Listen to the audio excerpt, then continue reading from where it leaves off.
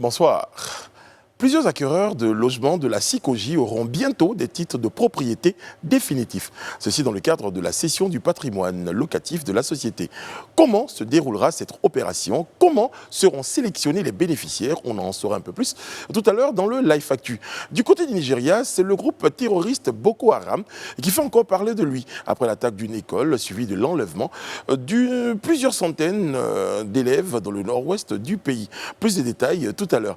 Et puis, comme mercredi dernier, il sera en question aujourd'hui encore de droit et de justice avec notre invité du soir, Maître André Claver, avocat au barreau d'Abidjan et avocat de Charles Blé-Goudé. Décryptage, analyse de l'information. Celle que vous l'avez toujours souhaité, c'est sur le Live Talk. Bienvenue.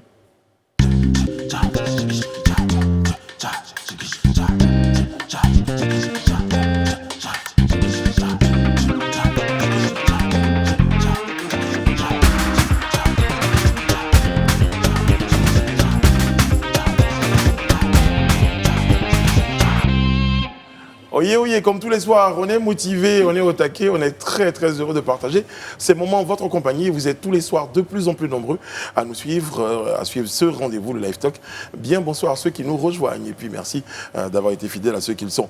Avec moi, comme tous les soirs, il y a autour de cette table Mazetim, écrivez-le Z-E-T-I-M. Monsieur Serge Kouachi, bonsoir, comment allez-vous? Bonsoir, Brice, super bien, merci à vous. Content, très très bien, merci. Tiens, c'est rare, ça, comme on dit. En général, c'est le boulot de Rihanna Assi, qui est juste à côté de vous, assise. Bonsoir Rihanna. Bonsoir Brice. Ah. Tu ne vas pas arrêter cette blague avec mon nom? Non, ça c'était vraiment dans le flow en fait. D'accord, ok. Très bien, très bien. Edith Broubleu, comment allez-vous? Très bien, Brice. Bien. Oui. D'accord, le sourire il est là. Oui. D'accord. Et toi-même, tu vas bien aussi? Très très bien. D'accord, je fais comme Serge et Rihanna. Oui, tout très bien, c'est très bien, très bien. Et je fais le pont parce que Sophie Aïda est également présente ce soir. Yes, sir. Bonsoir Sophie. Bonsoir, Brice. Ça va? Fine and you? I'm great, thank you. Oh yes. Oh yes. Il y a un truc, tu sais, oh yes. Oh yes. Alors, it's your favorite, yes. Oh my Oh, God. wow. C'est même quand tu comprends pas, tu dis en anglais, c'est bien, c'est quand tu comprends, tu fais oh yes. And the little thing too, oh yes. Wow. Ça doit vouloir dire quelque chose, je sais pas, en Ouzbékistan, un truc comme ça. Bon, ceci dit, notre petite info du soir, Rihanna. Petite info très rapide, on va Ouais. parler de Fernande Goran, donc, qui est la plus jeune docteure en pharmacie de toute la Côte d'Ivoire, à seulement 23 ans. Elle a obtenu son diplôme le 3 décembre dernier. Et hier, elle a été reçue par le ministre de la Promotion de la Jeunesse, qui va d'ailleurs l'accompagner dans son projet d'aller en France pour faire une spécialisation en contrôle qualité. C'est Voilà. très bien. Donc c'est l'occasion de passer le message à tous ceux qui sont en ce moment en train de bagarrer pour avoir 4 jours de congé anticipés, travailler pour être la fierté de la Côte d'Ivoire. Très bien. En tout cas, je trouve ça génial parce que sur ce plateau, sur le Live Weekend, le ministre avait justement affirmé qu'il allait recevoir cette jeune comment dire, égérie de l'éducation, de l'excellence en Côte d'Ivoire et qu'il allait justement l'accompagner dans sa formation. Et c'est Edith qui va être contente parce que c'est une femme. Oui, non, au-delà du fait d'être une femme, elle est très jeune déjà. Ouais. On connaît le nombre d'années d'études également qu'il faut pour pouvoir arriver à ce niveau. Et on sent qu'elle a de la volonté. J'ai vu sa photo, on le sent même dans son regard. C'est une jeune femme Très déjà à concentrée, 23 ans focus. qui est déterminée, alors que peut-être à 23 ans, d'autres jeunes femmes ont d'autres choses dans la tête. Donc elle est à féliciter, elle est à saluer. Sachant que tout n'a pas été facile pour elle, parce qu'elle a perdu même son papa pendant qu'elle faisait son examen final. Donc elle mérite d'être encouragée et d'être la fierté en tout cas de notre pays, la Un Côte bel d'Ivoire. exemple en tout cas. Très très bel exemple. Si ces dames me laissent en placer une, je pense que ouais. Parce que Chacun son tour. non, quand il s'agit de femmes, je préfère vous laisser. Mais je suis très fier aussi et très, très content d'avoir à célébrer l'excellence et que ça vienne d'une dame. D'autant plus une jeune dame de 23 ans pour un doctorat en pharmacie, c'est pas rien. Mais allez, vous me direz peut-être c'est trop Serge Kouachi, mais je vais faire mon Serge Kouachi. Moi, je serais d'avis à encourager l'État à faire en sorte de pouvoir avoir ce genre de structure donc, éducative ici. Hein, on a l'INP, l'ancien INSET, ENSTP, ENSA, il y avait de grandes écoles qui avaient été commencées par la vision de Feu Félix Houphouët-Boigny. On devrait pouvoir aujourd'hui garder ces intelligences-là dans notre pays, les former correctement pour être véritablement la locomotive de l'Afrique de l'Ouest, en tout cas de la sous-région, plutôt que de les laisser partir à l'étudier ailleurs et se laisser tenter par l'évasion d'intelligence. Je suis d'accord avec toi, take my five à distance parce qu'il y a la Covid-19. Merci, c'était l'info signée notre petit touriste. série qu'on adore, Fourmi. Je ne sais pas pourquoi je dis tout le temps souris. Pourquoi tu passes sur la souris? Non, c'est vrai, parce que comme je disais hier, c'est vrai que je pense à ma fille, ma toute petite là, que j'appelle la petite souris. Bon, sur ce, j'ai un petit message, moi, à mon neveu Doudou. Doudou, s'il te plaît, va à l'école. Arrête de lancer Banger. Voilà, pardon. Voilà, t'as vu ta sœur, ça va. Arrête de lancer Banger. Pour lui, non, toi, il n'y a pas d'école. Arrête ça, Doudou, s'il te plaît. Arrête tout ça. Voilà, arrête ça, Doudou, s'il te plaît. Bon, ceci dit, c'est une belle soirée de décryptage qui nous attend. On va tout de suite lancer avec un tour rapide de l'actualité. Voici notre Life Actu. Il me l'a dit hier, on te voit. Alors, je prends. Sereinement. Je ne comprenais pas pourquoi tu te pressais. Non, c'était juste pour le timing de la musique. Après, je me suis dit, à quoi ça sert le vieux? Comme disait Skelly. On parle de logement et la CICOJ avec ses titres fonciers pour les acquéreurs très très bientôt. Oui, alors bientôt des titres fonciers pour des acquéreurs. J'entends certaines voix dire c'est pas trop tôt, mais c'est quand même très bientôt. Donc l'annonce a été faite hier par la Société ivoirienne de construction et de gestion immobilière CICOJ le 15 décembre 2020 à Abidjan, donc voilà, en conférence de presse. Donc cette opération s'inscrit dans le cadre de la cession du patrimoine locatif de la CICOJ. Excusez-moi Brice, mais c'est un peu vous qui me faites sourire avec vos signes de... Voilà, votre langage de sourd avec la production. Donc cette opération s'inscrit dans le cadre de la cession du patrimoine locatif de la CICOJ, Société ivoirienne de construction et de gestion immobilière que tout le monde connaît. Alors l'application des décisions gouvernementales prises donc en 94 et 99, donc est bien à la suite de ces décisions-là. C'est donc 32 000 ménages qui sont concernés et qui sont passés du statut de simple locataire à celui de propriétaire à part entière. Et je pense que ça va faire plaisir à pas mal de familles. Donc il s'agit, à en croire le directeur général de la CICOJ, à travers ce processus de délivrance de titres de propriété définitifs, de consolider les droits de propriété des acquéreurs sur les logements dont ils ont acquitté les frais d'acquisition depuis plus de 20 ans. Ah oui, C'est quand même... J'imagine toute l'attente, toute la souffrance de ces locataires-là qui souhaitaient devenir propriétaires. On leur a fait beaucoup de promesses. Bon, on peut être content qu'on arrive à ce niveau-là, mais il y a encore d'autres choses à faire. Oui, très franchement, depuis plus de 20 ans, en tout cas, c'est à célébrer, je ne dirais pas à saluer, mais à célébrer pour ceux qui vont se voir décerner ces titres de propriété. Donc le projet de délivrance de titres fonciers concerne 60 programmes immobiliers et plus de 800 types de logements répartis à Abidjan, Boaké et San Pedro, selon toujours le directeur de la CICOJ. Par contre, 3 sites à Abidjan sont exclus, celui de Cocodidanga, Adjamé Mirador et Trècheville Batanicro, puisque sur ces sites-là, la CICOJ prévoit ce qu'ils ont appelé des rénovations urbaines.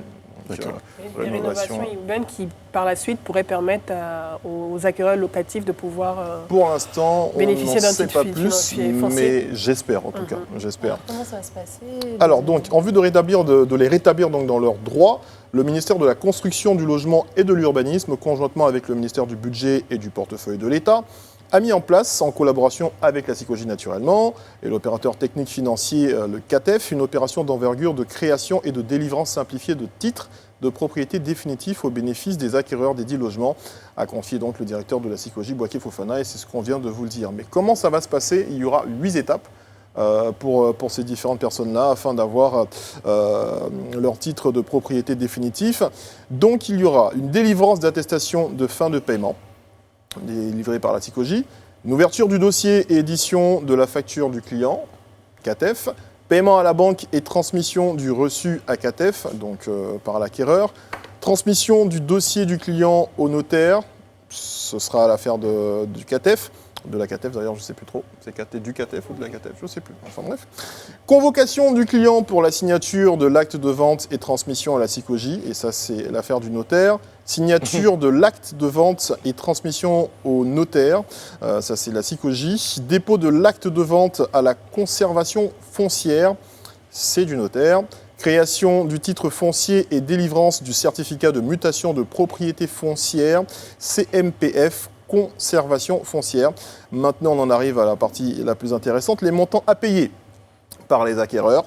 dans le cadre de l'opération varie de 500 000 francs CFA à 750 000 francs. Je me disais à quel moment on allait parler de ce que ça va coûter. Car dans ce monde, rien n'est gratuit. Ouais, c'est une Vous bonne le savez nouvelle, très on dit, bien. mais dans la bonne nouvelle, il y a encore des petits grincements dedans. Oui, il y a grincement encore dedans, des mais respirations quand même à moitié, puisque en fonction, ça varie donc de 500 à 750 000 francs, D'accord. en fonction du type de logement. Ok. Soit une réduction, et c'est là que je dis grincement dedans à moitié, d'environ 50% ou plus des frais à payer par les acquéreurs. Donc il y a déjà eu une réduction pour en arriver à 500 000 Parce francs, que dans voire le 750 processus, 000 il y a un francs. notaire, et les notaires, Exactement, connaissant leurs c'est pas honoraires, gratuit.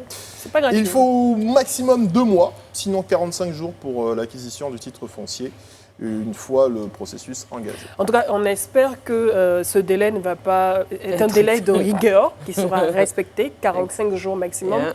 pour ne pas à ce que les acquéreurs puissent se retrouver encore dans un processus qui va durer Ouais, des qui mois et s'étend. des mois. Je pense que ça a déjà duré 20 ans. Ah oui, non, on espère. On va abréger, je pense. Je pense que les... Vous connaissez l'image du prisonnier qui s'évade à Les 2 jours de sa libération. Parce qu'ils ont vraiment envie que ça s'arrête le plus rapidement possible. Je crois qu'on dit le CATEF. Le CATEF. Le CATEF. D'accord. Bon, on se dirige vers Sophie Aïda. L'international. Oui, quand même à l'international pour parler Nigeria. malheureusement d'un nouvel enlèvement de plusieurs centaines de lycéens. Ouais. Enfin, c'est- oui, de collégiens, oui. ouais, de collégiens. Ouais, et ouais. Malheureusement, Boko Haram fait encore parler de lui, ce groupe. Boko Haram fait encore parler d'eux. Donc ça s'est passé le vendredi 11 décembre 2020, peu avant 22 h. Donc les pensionnaires de l'école secondaire de Kankara, dans le nord-ouest du Nigeria, ont été attaqués par des hommes armés, armés de fusils d'assaut, environ une centaine, et qui sont venus à moto. Donc il y a une bataille de chiffres. Hein. Pour l'instant, on n'a pas le nombre exact, mais selon les médias locaux, ils parlent de plus de 600 élèves enlevés.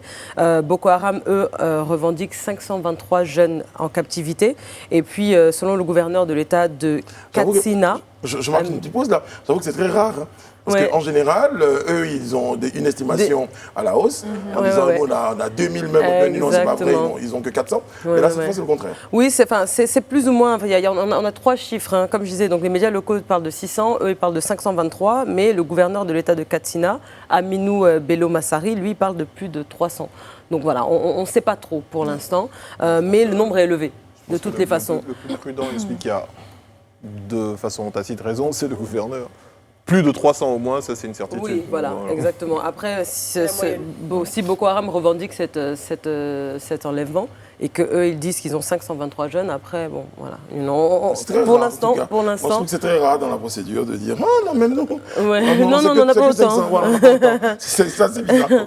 Alors, il y a eu pas mal de réactions, notamment celle de la CENSAD, hein, une organisation des pays qui ont en partage le Sahel. À travers un communiqué. Donc, dans ce communiqué, donc, ils se disent consternés par l'attaque et l'enlèvement de ces élèves. Ils dénoncent et condamnent cette situation. Et elle exprime aussi sa solidarité indéfectible aux familles des collégiens qui ont été enlevés, au peuple et au gouvernement du Nigeria. Et puis, elle a également exigé, je cite, la libération immédiate et inconditionnelle de toutes les personnes enlevées. Alors, cette revendication a été faite par Boko Haram, comme je disais tout à l'heure, le 15 décembre 2020, donc le mardi dernier, parce que à travers le leader, justement, Aboubakar Shekau, qui donc voilà, est passé en image, hein, et puis a dit ouvertement, c'est nous. Alors, Donc, allez-y. le président nigérian Muhammadu Buhari, je pense qu'il est juste dépassé, hein, parce que ces enlèvements continuent dans le nord du pays. Il Quand a il était passé, traité... ça veut dire consterné. Oui, Dépité. dépité, voilà, consterné par ces enlèvements récurrents. Il faut dire en même temps qu'il est garant et responsable de la sécurité de la Exactement, population sur tout le territoire, sachant donc il que peut également être lui-même, dépassé. lui-même étant Ça du fait nord partie des du interrogations. nord du pays et que ces enlèvements se passent tout le temps dans ces territoires-là. Voilà. En tout cas, il a traité ces attaquants, ces hommes armés de bandits lâches. Et puis, les Nations Unies aussi, le secrétaire général des Nations Unies a condamné ces actes-là et a demandé, je cite, la libération immédiate et sans condition des enfants. Je crois que c'est une zone qui n'avait pas déjà été, qui en non, général, qui était épargnée. Non, le nord du Nigeria, en général, est souvent soumis à ce genre d'attaque. Parce qu'elle se retrouve Boko Haram. Là, c'est le nord-ouest, mais ça reste. Voilà. En C'est fait, le nord-ouest. Justement, l'ouest du Nigeria, le nord-ouest, vous en parlez, mais l'ouest du Nigeria était jusque-là Oui, un petit peu l'ouest. épargné. Oui, mais on parle de la zone toujours nord. Tu vois ce que je veux dire? Donc, bon, ils ont shifté un petit peu, mais ça reste toujours au nord. Anyways, you know, the attack is wrong, comme on dit. Et puis je pense que il y a lieu, en tout cas, pour le président d'être dans cet état-là. Et puis on attend des solutions. Faut savoir que en 2014, à Chibok, il y avait des jeunes filles, 200 jeunes filles qui avaient été enlevées par Boko Haram. Et également, la plupart ont été libérées aujourd'hui, mais ça avait duré pendant des mois et des mois. Il y avait tout un mouvement, une mobilisation à travers le monde, même d'ailleurs, qui demandait la libération de ces jeunes filles. Donc on est fatigué. Ça sera le même processus parce que finalement, on a l'impression que malgré tous les dispositifs sécuritaires, Boko Haram, c'est dans leur ADN de kidnapper. Parce qu'on ne les entendait plus vraiment. Oui, parce qu'il y avait une certaine rupture à l'intérieur de leur faction. Donc il y avait deux factions qui s'étaient créées. Donc celle de, tu as parlé de Aboubakar Shekau, qui est le leader historique, en tout cas de Boko Haram, et le groupe État islamique, qui est en Afrique de l'Ouest. Donc il y a deux factions qui se sont séparées. Mais finalement, on a l'impression qu'ils sont en train de reprendre des forces et de surtout respecter leur ADN, comme j'ai dit, le kidnapping d'enfants, de lycéens. Et le nombre augmente. Et le nombre augmente parce que en général, ils ont besoin d'augmenter leur effectif parce qu'il faut avoir, on va dire, du sang frais pour avoir de nouveaux soldats à former. Et là, il faut savoir que c'est des jeunes garçons. Oui, des jeunes garçons qui ont été enlevés. Soldats à former, à endoctriner également, et donc pour également faire des attaques. On parle également aussi de jeunes filles, même s'il n'y a pas beaucoup de jeunes filles. Mais non, à Chibok, c'était 200 jeunes filles. C'était 200 jeunes filles parce que, comme tu disais, il faut procréer. Exactement. Pour continuer à augmenter la quantité de combattants. Il faut vraiment rester vigilant en ces périodes-là. Parce que... Et il faut savoir aussi que depuis le début de l'insurrection en 2009, le conflit Boko Haram a fait 40 000 morts et plus de 2 millions de déplacés, d'après l'ONU. Donc moi, je pense en tout cas les États, comme en tout cas la communauté des États sahéliens, ils ne doivent pas uniquement condamner et être consternés, il faut agir réellement. Je pense qu'on sait où ils se cachent certainement, il y a suffisamment de satellites pour pouvoir les détecter. Et au-delà de ça, l'État nigérien aussi devrait pouvoir mener plus de batailles en fait. Parce qu'il ne s'agit pas seulement de réprimer des manifestants dans le mouvement Ensar à Lagos, il faut également réprimer Boko Haram. Mais vous savez que ça a déjà été fait aussi. Il y a des questions. Oui, mais bon, il faut agir réellement. Là, vous êtes posé des questions par rapport au gouvernement, mais il y a des questions à se poser aussi, notamment quand on voit les images. Je ne sais pas si vous les avez sur vos écrans, mais ils sont lourdement armés. D'où proviennent ces armes? Qui leur donne ces armes? Alors, vous ne partez pas en guerre contre ce genre d'organisation comme ça, je veux dire. Oui, mais on part quand même de 2009. Le début de Boko Haram, de toutes ces attaques, de ces enlèvements, c'est 2009. Donc, depuis 2009 jusqu'à aujourd'hui, on est en 2020, je pense qu'ils auraient quand même pu se préparer pour régler ce type de conflit, quoi. Ce que je dis, Non, après la critique est aisée, je peux vous le dire. Je ne pense pas que les responsables du gouvernement nigérien négligent pas non plus. Les bras ou négligent le phénomène.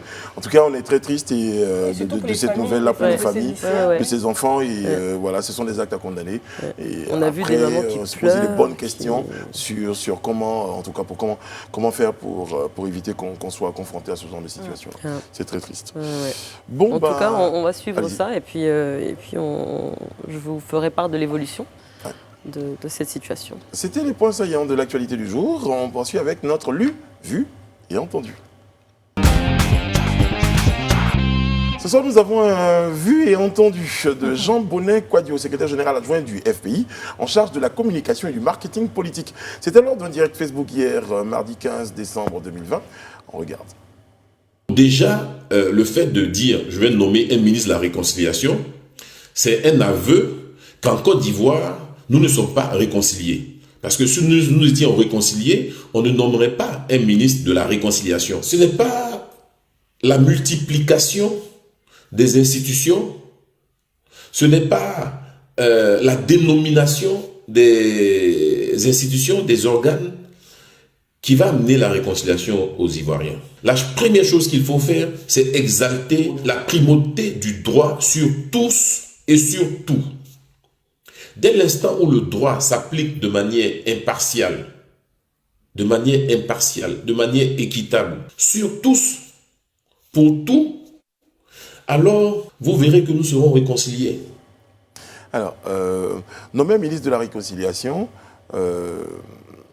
du point de vue de M. Jean Bonnet, prouve qu'on n'est pas réconcilié et que vous avez suivi l'élément. Oui, évidemment. Après, je dois dire de façon, on va dire terre à terre, il n'a pas forcément tort, parce que de toute façon, depuis de nombreuses années, on prône cette réconciliation. Je crois que même la ministre Maria Tokone était sur le plateau de France 24 il y a quelques mois où elle précisait et elle réitérait le fait que les Ivoiriens étaient réconciliés. Donc, mais en quoi nommer un ministre de la Réconciliation vient, gâcher tous les efforts de réconciliation qui sont déjà faits? Pas gâcher les efforts de réconciliation, mais bon, après, il prend des faits. Donc, on va dire qu'il est factuel en se basant sur ce qui a déjà été fait, avec toutes les cellules qui avaient déjà été mises en place pour accompagner la résolution, la réconciliation, renforcer la solidarité. Maintenant, est-ce qu'il faut reprocher à l'État de Côte d'Ivoire de vouloir essayer, en tout cas, de contribuer à cette réconciliation, de créer une plateforme pour que cette réconciliation soit effective? Je pense qu'à un moment donné, il faut avancer, il faut voir comment les choses vont évoluer. Moi, je vais analyser ça en deux parties. Oui. La première, c'est normal. L'opportunité, allez-y. C'est normal, je trouve, parce que voilà, aujourd'hui, c'est un monsieur de l'opposition et l'opposition doit s'opposer. L'opposition doit critiquer et doit tout critiquer. Donc voilà, on critique le ministère, mais moi je dis, on a un ministre de la Défense, c'est pas parce que nous sommes en danger. Je veux dire, bon, voilà. Maintenant, la deuxième, on est peut-être, mais bon, qui veut la paix prépare la guerre, je veux dire. Donc, mais allez-y avec le ministre de la Culture, vous allez me dire ce que vous en pensez. on peut même aller au ministre de l'Agriculture, pourquoi pas, ou je ne sais pas, ce que vous voulez. Voilà. Mais en deuxième volet, il a dit quelque chose qui est très juste, c'est qu'on ne peut pas avoir de réconciliation sans justice, sans véritable justice, sans l'application du droit sur tout et pour tous. Je pense qu'à ce niveau-là, c'est vrai. Maintenant, si on lit les deux informations et qu'on la remonte à monsieur le ministre de la Réconciliation, il devrait pouvoir se servir de ce droit-là, en fait, il devrait faire en sorte d'appliquer les lois.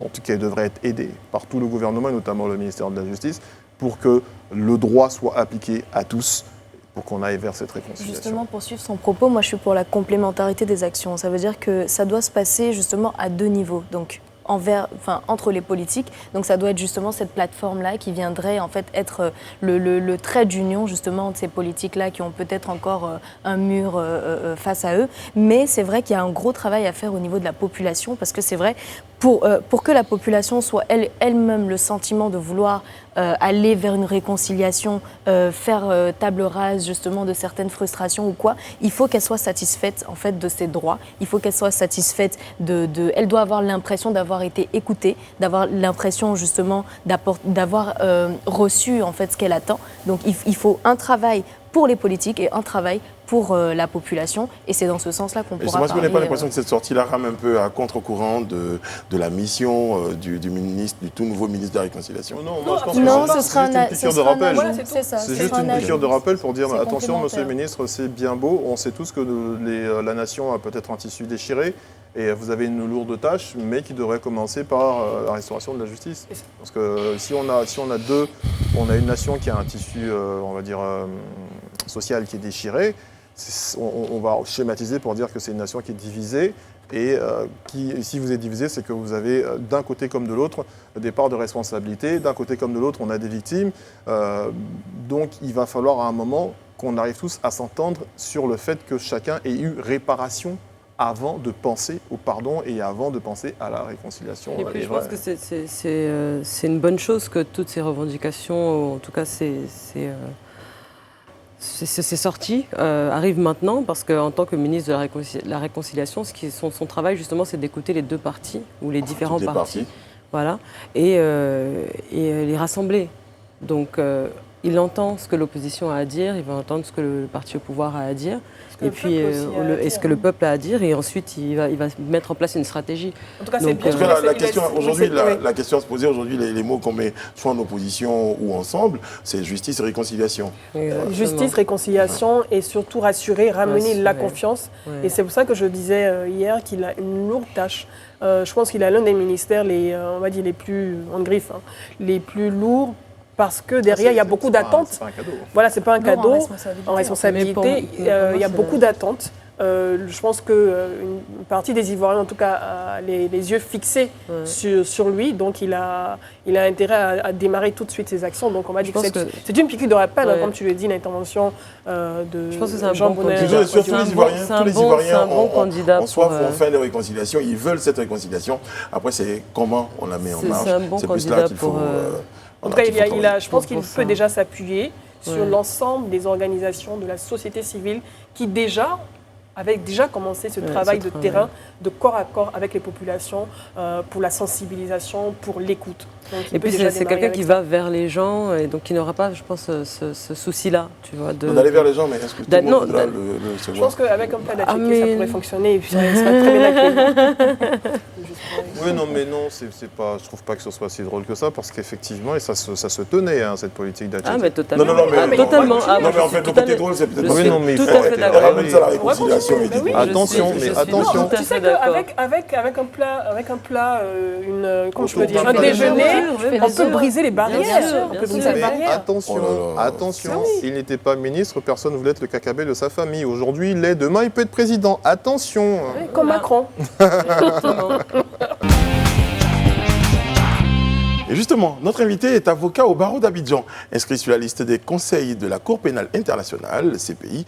Il fait partie du collectif des avocats de Charles Blé Goudé. Le live talk reçoit ce soir Maître Kouadio Ndri Claver. Bonsoir Maître. Bonsoir. Merci d'être avec nous ce soir. Merci. On rappelle également que nous sommes en direct sur Facebook. D'accord. Vous avez de nombreux supporters, on va dire quoi. De nombreux fans. De nombreux fans.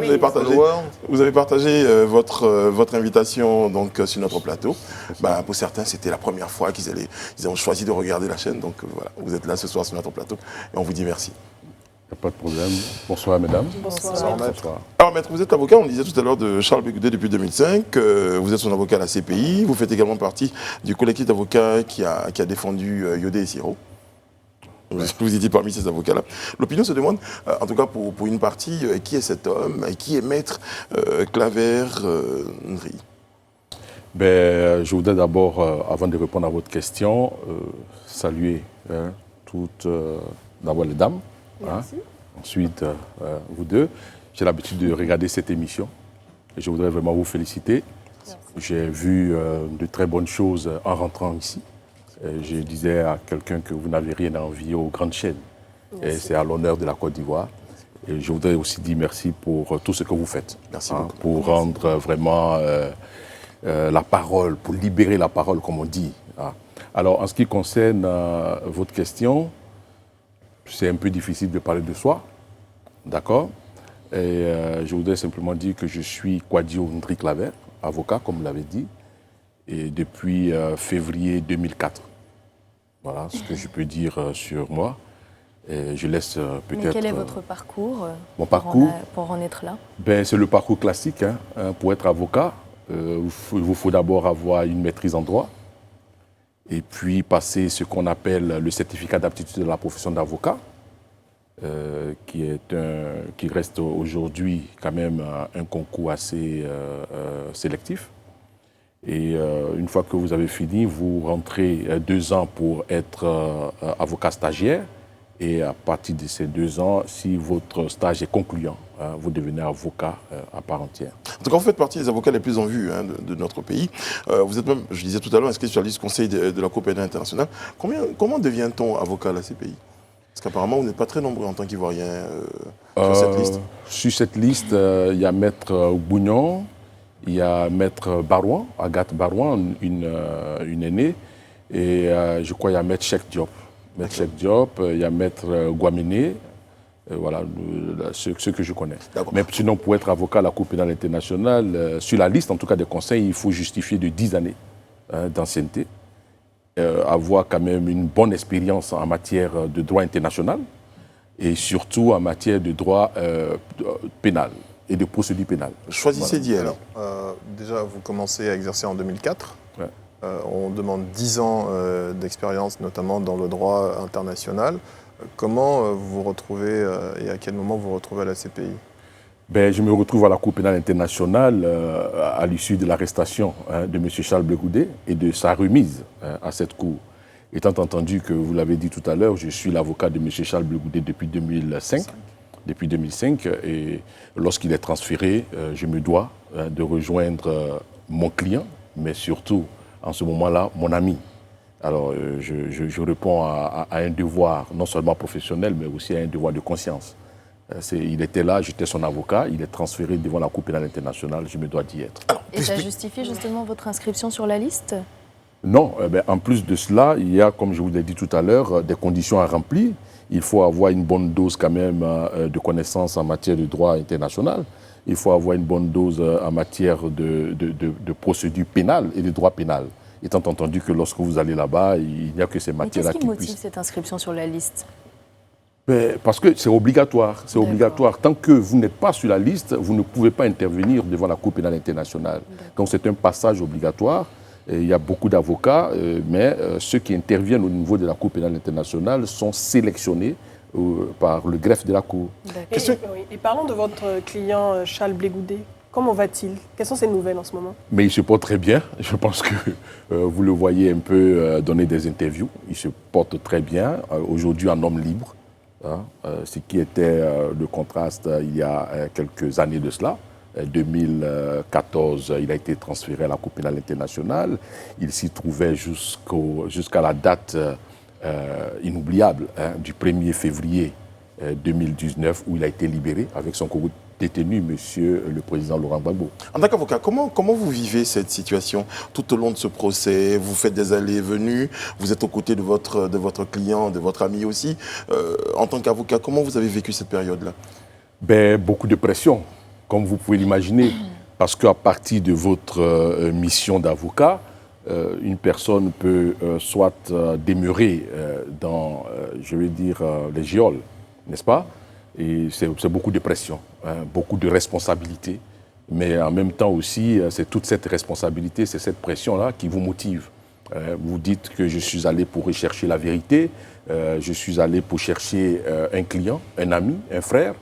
Il va falloir tout mettre en œuvre, enfin, en respectant les normes juridiques pour qu'il puisse sortir de là. Et j'avais promis à sa famille de ramener leur fils. Je m'apprête à le dire, pression également, parce que vous êtes comme un joueur de foot qui va tirer un pénalty. Vous portez avec vous les espoirs de nombreux supporters, vous disant, maître, on compte sur vous pour nous ramener notre fils, notre frère. Ça n'a pas dû être très, très facile à vivre. Beaucoup de pression. Quand je regarde ces enfants jeunes qui vous disent, qui m'appellent tonton, tonton, papa revient quand?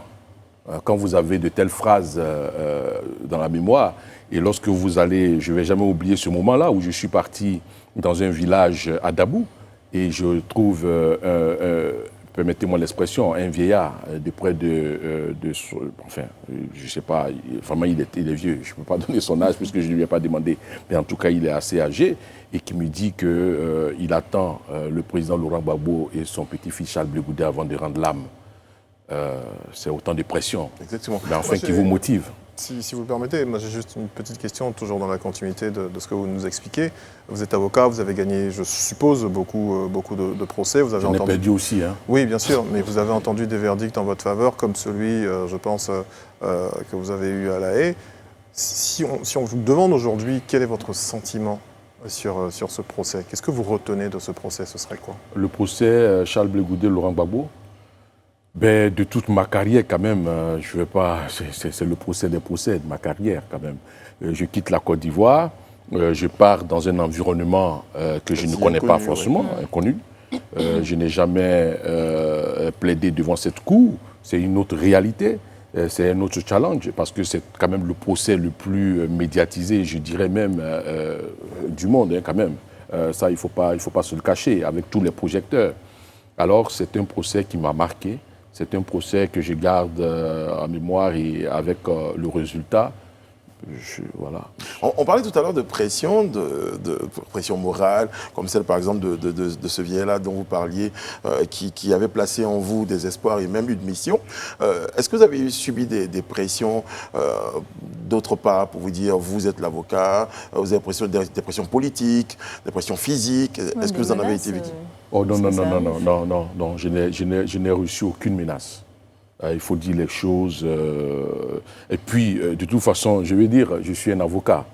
Je dis toujours aux gens que l'avocat, c'est comme le couturier, c'est comme le dentiste, c'est comme le médecin. On ne va pas en vouloir au médecin, je ne sais pas, d'une personne parce qu'elle est de telle... non, je ne pense pas. Je n'ai pas subi de pression du tout. Et d'ailleurs, même, je veux dire que j'ai eu plus d'amitié de tous bords. De tous bords, d'accord? Et vraiment, quand je vous dis de tous bords, c'est de tous bords. Même si de façon ouverte, on ne le dit pas. Voilà, donc on n'a que des amitiés. Et bon, nous le prenons comme ça, nous faisons notre travail. Mais bon, j'apprécie cet esprit. Alors, le président Laurent Gbagbo a quitté les Pays-Bas pour la Belgique après leur acquittement. Blé Goudet, lui, séjourne toujours. Oui. Pour quelle raison? Si vous nous dites demain matin, M. Blé Goudet serait à Abidjan. Nous avons eu une décision, d'abord le 15 janvier 2019, et cette décision a été assortie donc, de conditions qui étaient telles que M. Charles Blé Goudet et son co-détenu d'hier, M. le président Laurent Gbagbo, n'avaient pas une liberté totale. Ensuite, il y a eu une évolution dans l'aménagement de cette liberté. Et aujourd'hui, M. Charles Blé Goudet se trouve à La Haye. Il n'a pas fait de demande.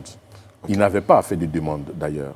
Si M. Charles Blé Goudet devait faire une demande, ce serait de rentrer directement en Côte d'Ivoire. Il avait dit d'ailleurs, devant la Cour pénale internationale, lors de sa première comparution, on dit qu'au niveau de la Cour pénale internationale, lorsqu'on y arrive, on ne retourne jamais dans son pays. Mais moi, je reste convaincu, c'est ce qu'il a dit devant les juges, que je suis innocent. Et je voudrais que la Cour revête en fait son manteau de justice, c'est-à-dire de rendre la justice sur la base de faits. Si vous reconnaissez que je suis innocent, je vais retourner chez moi. M. Charles Blé Goudet a été acquitté.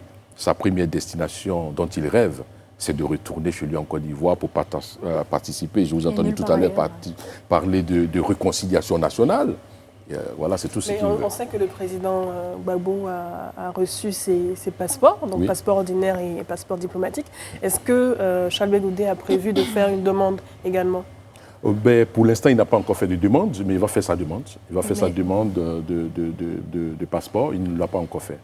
Il nous l'a dit simplement qu'il ne veut pas faire de demande tant que le président Laurent Gbagbo n'avait pas encore son passeport. Maintenant que le président Laurent Gbagbo a eu son passeport, et je pense qu'ils ont les deux échangé téléphoniquement, alors M. Charles Blé Goudet va désormais déposer en bonne et due forme sa demande. On va revenir à la CPI si vous le voulez bien.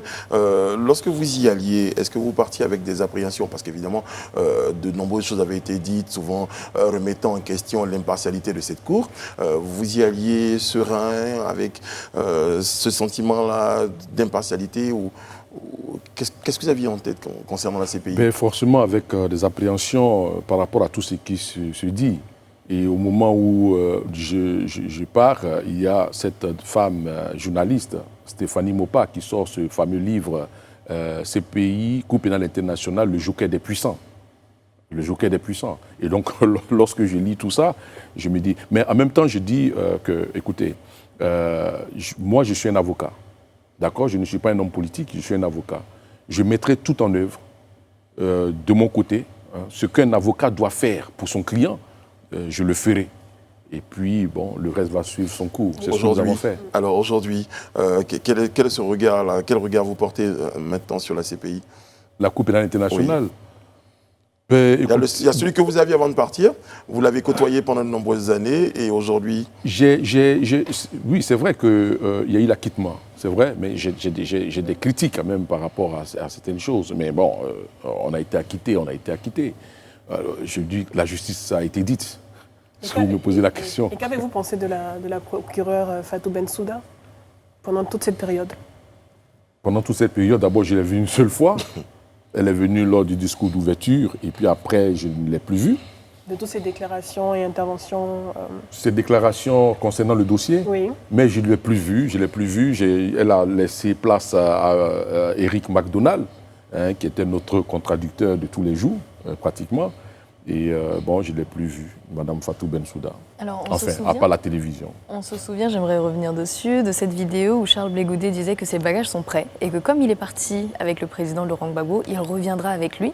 Mais on a l'impression que le retour de Laurent Gbagbo se fera un peu plus vite. Quel est le sentiment de Charles Blé Goudet sur la question en ce moment? Non, lorsque vous êtes libre maintenant, Parce le que reste, certains c'est une s'attendent à ce question qu'ils de viennent temps. tous les deux.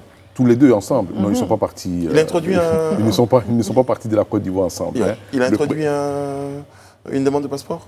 Pas encore, mais ça va se faire Il incessamment. va le faire. Ça va se faire Il va le incessamment. faire. J'ai une petite question pour vous, maître.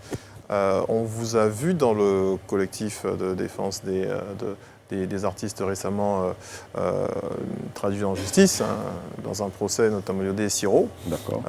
Est-ce qu'aujourd'hui, vous vous considérez comme véritablement le défenseur des causes perdues ou des cas sociaux? Je ne veux pas dire que c'était une cause perdue, mais c'était vos amis personnellement ou il y avait quelque chose qui vous dérangeait au-delà du fait que vous soyez un avocat et que vous êtes appelé à défendre tous ceux qui sont dans le besoin, mais est-ce qu'il y avait vraiment quelque chose, un combat particulier qui vous tenait à cœur dans cette comparution? Beaucoup de personnes disent que je suis l'avocat des causes difficiles. Sachez que je ne les choisis pas d'abord. Hein, ce sont des personnes qui me constituent en tant qu'avocat. Et ça, c'est la première chose que je voudrais dire. Et puis, je suis avocat. Vous comprenez? Je suis avocat dans le dossier Yodé Siro. J'ai été avocat, j'ai été conseiller du Burida de 2007 à 2011. Et ce statut au sein donc, de ce bureau ivoirien des droits d'auteur a fait que j'ai connu beaucoup d'artistes. Donc Yodé et Siro ne sont pas inconnus. Et nous sommes d'une manière ou d'une autre de la même génération. D'accord? Et le week-end, tout au long du week-end, cette vidéo, la fameuse vidéo qui va être la source entre griffes de tous les mots, ça a beaucoup circulé, je l'ai regardé. Et le lundi soir, je crois, ou mardi, je crois lundi soir, nous apprenons donc que les deux artistes étaient convoqués au niveau de la brigade de gendarmerie. Alors, j'ai reçu un coup de fil, je ne vais pas rentrer dans les détails, j'ai reçu un coup de fil et donc le lendemain, je n'ai pas pu m'y rendre parce que je me suis dit que ça allait être juste une simple convocation et puis après, bon, les artistes allaient rentrer chez eux. Lorsque ma surprise a été grande de savoir le soir qu'ils ont été gardés. Alors le mercredi, je me suis apprêté pour répondre à cet appel-là parce que je me suis dit de quoi est-ce qu'on les accusait. Est-ce que vous pensez, si vous me permettez la relance, est-ce que vous pensez que le droit a été rendu convenablement dans justement leur incarcération?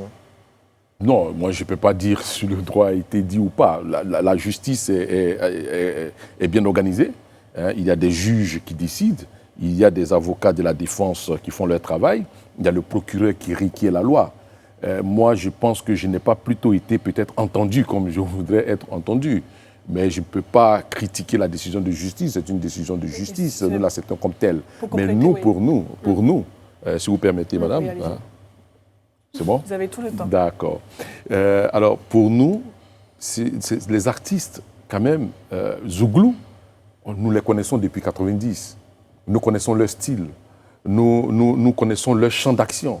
Nous savons ce qu'ils font en ce qui concerne tout ce qui constitue les arts dans la société ivoirienne. Comment est-ce qu'ils décrivent cet art-là, avec humour, leur style particulier. Alors, ce sont des personnes qui attirent l'attention de la société sur ce qui guette le peuple ivoirien. Pour nous, c'est comme ça que nous l'avons perçu. Ce n'est pas en termes d'injure ou du moins de défiance vis-à-vis de l'autorité judiciaire. Ce n'est pas comme ça que nous l'avons perçu. C'est un outrage à magistrat. Tel que nous l'avons plaidé. Tel que nous l'avons plaidé. Pas tel que les juges l'ont décidé. Ils l'ont décidé, ils vont certainement motiver la décision. Mais nous, tel que nous l'avons perçu, c'était dans ce registre-là. D'accord? Et nous pensons que mettre ces artistes-là en prison vous savez, il y a beaucoup de choses quand même. Hein. Il y a des députés en prison, hein. Il y a des hommes politiques en prison, il y a des imams qui étaient en prison, il y a des pasteurs qui sont allés en prison il n'y a pas longtemps. Que nous, on s'est dit quand même qu'il nous reste l'art. Laissez-nous l'art. Voilà. D'accord. Et il y a eu 24 avocats, je n'étais pas le seul. Ouais. Donc le nombre d'avocats est quand même symptomatique. Est-ce que c'était une révolte? Et puis encore, chose qui doit être indicateur, ces avocats n'étaient pas payés. Donc je pense ça doit nous interroger. Ben, aux artistes Zouglou, vous allez rajouter, dans la liste, les artistes reggae aussi, qui sont très engagés aussi. Ouais, c'est l'art, c'est l'art, c'est un peu, c'est le rôle. C'est le rôle des distraits. Alors, vous avez par exemple, chaque année, le passage à une autre année. Nous avons Bonjour, c'est 2019, 2020, etc. Il y a des artistes qui viennent, qui décrient quand même des mots de la société, mais en faisant rire. C'est leur style. Si on doit mettre toutes ces personnes-là en prison, non. Je pense que est-ce que c'est pas souvent, je ne vais pas prendre le cas précisément de Yodé Siro, parce que souvent globalement, entre ce que vous décrivez comme étant un droit de l'artiste de dire des choses en manifestant cela dans l'humour, est-ce que souvent vous n'estimez pas que ça répond à des limites? Ou parce qu'on est artiste, on peut le dire de façon très large, sans limite? Si on excède, si vous tombez dans les injures, d'accord, oui. Voilà, ça, c'est pas permis. Alors, donc, je pense que, vous voyez, la société est très organisée. Lorsque vous avez affaire à des parlementaires, les parlementaires ont une protection de la loi. On vous dit tout ce que le député, par exemple, va dire dans l'enceinte de l'hémicycle, il n'y a pas de poursuite. Oui. D'accord? Même les magistrats ont une protection. Ceux qui n'ont pas de protection, mais qui jouent un rôle dans la société, ce sont les artistes. Alors, il appartenait aux juges de regarder vraiment de façon, je vais dire, objective, pour voir dans ce qu'ils ont dit, c'était quoi l'excès. Okay. Moi, je trouve juridiquement parlant que c'était un dossier assez intéressant du point de vue juridique. Bon, après, on va voir sur quoi est-ce que les juges se sont basés pour les condamner. Parce que nous pensons que le rôle des juges, c'est justement de servir de gardien en ce qui concerne la limite de l'exercice de nos droits. Est-ce qu'ils ont excédé? Les juges vont, dans leur motivation, le dire. En ce moment, c'est un sujet qui fait beaucoup parler de lui, depuis la prestation de serment notamment. Donc, c'est le sujet du ministère de la Réconciliation, avec aujourd'hui à sa tête le ministre Kakabe. Qu'est-ce que vous en pensez? Parce qu'on a vu l'intervention justement en vidéo du monsieur justement Jean Bonnet, qui disait justement que ce n'était pas une question de créer un ministère et que c'était seulement l'affaire des populations, qu'il fallait justement répondre aux besoins des populations. Mais que pensez-vous justement de la création de ce ministère? Ouais, je pense que la question, il faut peut-être la rediriger, comme vous êtes ami à Blé Goudet, vous êtes de cette même génération. Qu'est-ce que M. Charles Blé Goudet aujourd'hui, quel regard porte-t-il sur la nomination à ce ministère de Conan Bertin, qui a été un des premiers à aller le voir aussi, et dont il est très proche? Ben, écoutez, moi Bon, d'accord. Alors, si on crée... je veux dire, d'abord, c'est normal. Hein? D'accord. Je n'ai pas la signature, c'est le décret, on nomme pas décret. Donc ça a été fait normalement. D'accord. C'est le président qui nomme ses ministres. Donc sur ce point, je n'ai pas d'observation à faire. Ce que je sais, c'est que lorsqu'on crée un ministère comme la réconciliation nationale, c'est qu'on veut en faire, je vais dire, un point clé. Un axe de voilà. Gouvernance. Donc, sinon, on ne crée pas un ministère de réconciliation nationale. Si on le fait, c'est qu'on accepte qu'il y a problème en ce qui concerne la réconciliation. D'accord? Et en ce qui concerne M. Charles Blé Goudet, il ne m'a rien dit sur cette question. D'accord. C'est vrai. C'est le prophète qui n'a rien vu, qui dit j'ai rien vu. Il n'invente pas les prophéties. Voilà. On est d'accord avec vous. Alors, Serge, vous avez une question? Oui, concernant l'actualité, justement, on vous a entendu parler dans vos propos de ces nombreuses personnalités politiques, religieuses et tout, qui se sont retrouvées en prison et qui s'y trouvent encore, d'ailleurs. Quel est votre regard sur notamment l'incarcération de M. Afi N'Guessan? Avez-vous reçu un coup de fil pour vous constituer ou Et tu parles de l'incarcération de M. Afi N'Guessan et également celle de Pulchéri Agbalé. Pulchéri Agbalé également. Quel regard portez-vous? Bon, enfin, moi je suis avocat. Je constate simplement que ça fait beaucoup d'incarcération.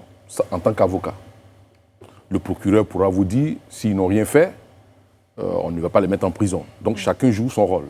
Je vous ai dit tout à l'heure que la justice, chacun doit jouer son rôle. Moi je suis avocat et je constate qu'il y a beaucoup d'incarcération.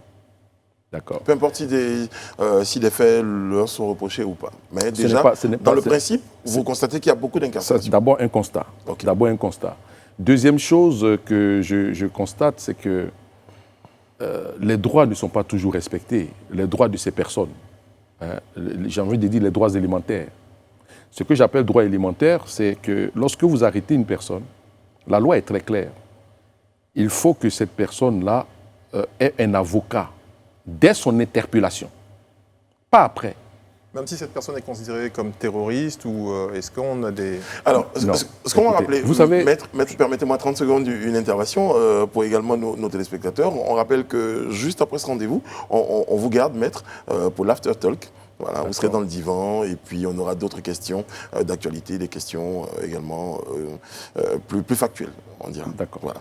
Là, on est un peu en mode pédagogie, vous expliquez un peu comment les choses se déroulent, mais après, on aura peut-être des questions, des questions sur l'actualité, on dira. D'accord. Voilà. Donc, pour revenir à ce que vous disiez tout à l'heure. Je suis à vous. Voilà. Alors, donc, je disais que c'est le droit du procureur, s'il estime que des personnes sont en train de porter atteinte à la loi pénale, c'est son droit. En retour, ces personnes que vous interpellez ont des droits. C'est ça l'état du droit. Il ne faudrait pas qu'une seule personne pense avoir des droits et puisse mépriser le droit des autres.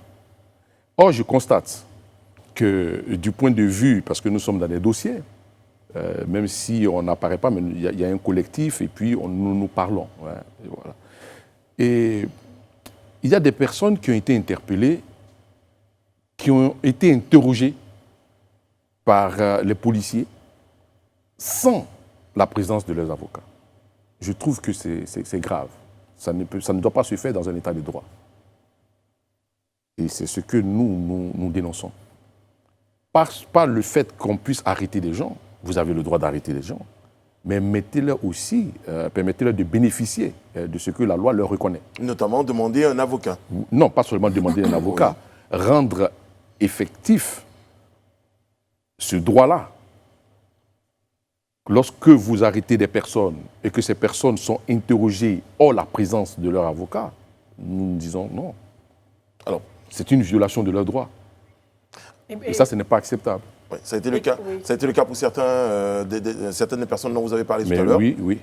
Allez-y, maître. Oui, ça a été. Je ne vais pas peut-être tous les citer, oui. Mais la procédure est, je vais dire encore, secrète, d'accord?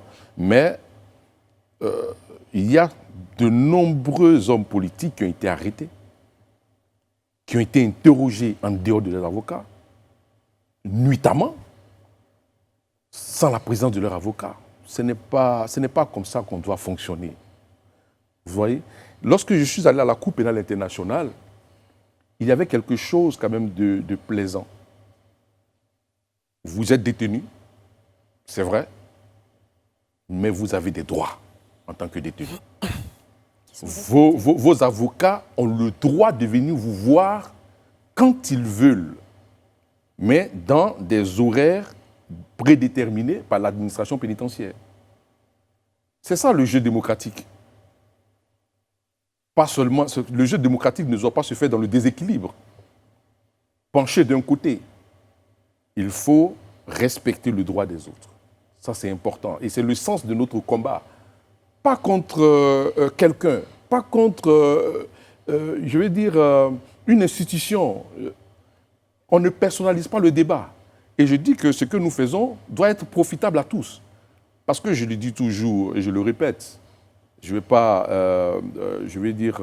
me mettre sur ce plateau pour dire autre chose. Lorsqu'on a le pouvoir, il faut toujours agir dans la perspective que lorsqu'on va perdre ce pouvoir-là, les institutions qu'on aurait rendues fortes puissent nous profiter lorsque nous serons des citoyens ordinaires. Ça, c'est très important. Et c'est le sens de notre combat. On a toujours dit il faut des institutions fortes plutôt que des hommes forts. Vous avez tout dit. D'accord.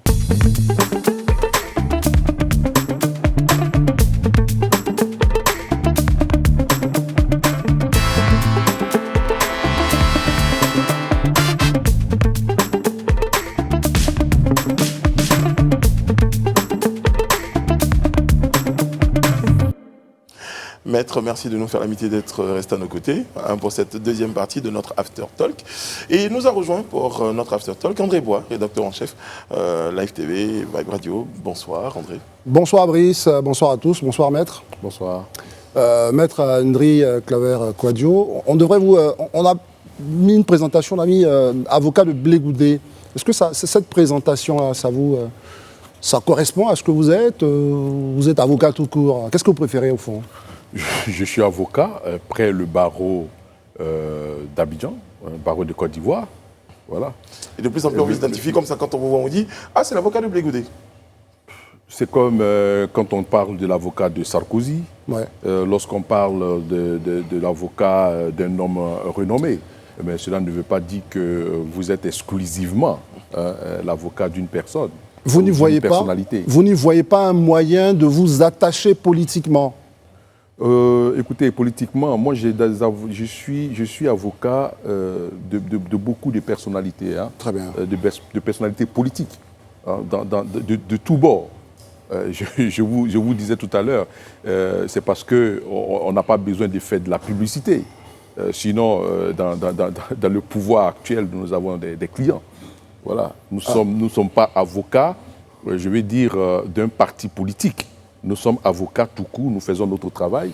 Toutes les fois où une personnalité a besoin de conseils, a besoin d'être entouré d'un avocat, si son choix se porte sur nous, nous allons pour faire notre si travail. Vous sentez le besoin d'aller défendre un client quelque part, à l'instar de Blé Goudé dont vous parliez tout à l'heure, comme étant un ami, donc vous vous êtes senti, il n'aurait même pas eu besoin de vous appeler, que vous seriez parti à ses côtés pour les défendre. Non, d'abord, pour être avocat d'une personne, d'une personnalité, il y a quand même... nous ne faisons pas de démarchage. Ça, il faut le savoir.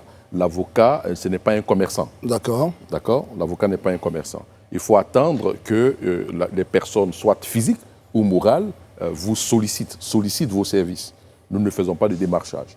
Alors, donc ici, toute personne, peu importe son bord politique, vient vers vous pour solliciter vos services en tant qu'avocat. Si vous estimez que vous pouvez adhérer à sa cause, vous le faites. Très bien. Maître, on va entrer dans le vif du sujet, avec la permission d'André Bois. Oui. Selon vous, on parlait de Charles Blé Goudé tout à l'heure, on va rester sur cette personnalité.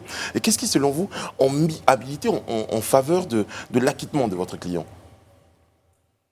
La faiblesse du dossier du procureur.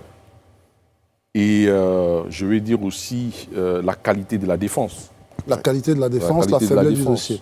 Cette question de Brice est très intéressante parce qu'elle introduit la question de la recherche de la vérité dans la justice. Ouais. Parce que vous conviendrez avec moi qu'il y a eu 3000 morts. Forcément, il y a des responsables. Donc quand vous partez, vous allez défendre votre client. Mais est-ce que le rechercher la vérité, c'est quelque chose qui intéresse l'avocat? Ou c'est seulement sortir quelqu'un, justement, des difficultés face à la justice?